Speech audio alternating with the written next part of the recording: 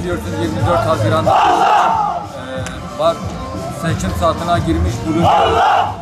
Biz Hüdapar olarak tüm teşkilatlarımızı tamamlamıştık, kongrelerimizi yapmıştık.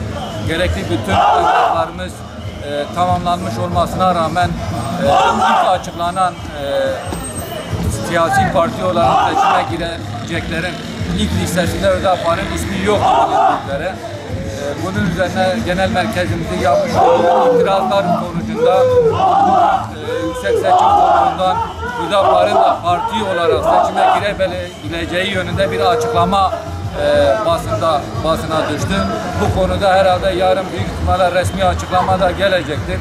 Buna istinaden gençlik kollarımız, parti üyelerimiz ve Hüdapar'a gönül vermiş olan insanlarda büyük bir sevince sebebiyet verdi. Şu anda bugün Urfa'da gençlik kollarımızın organize etmiş olduğu bir araç konvoyuyla şehir turu yapıldı. Partimize gönül vermiş parti üyelerimiz, gençlik kollarımız yüzlerce, onlarca araçla bu konvoya eşlik ettiler ve Urfa'nın ana caddelerinin tamamında bir şehir turu yaptılar ve bu sevinci halkımızla birlikte paylaşmak istedik. Bu minvalde buraya katkı sunan, araçlarıyla katkı sunan tüm kardeşlerimize ve halkımıza teşekkür ediyoruz. Allah'ın izniyle seçimlere gireceğiz ve biz seçim çalışmalarımızı başlatmış bulunuyoruz zaten.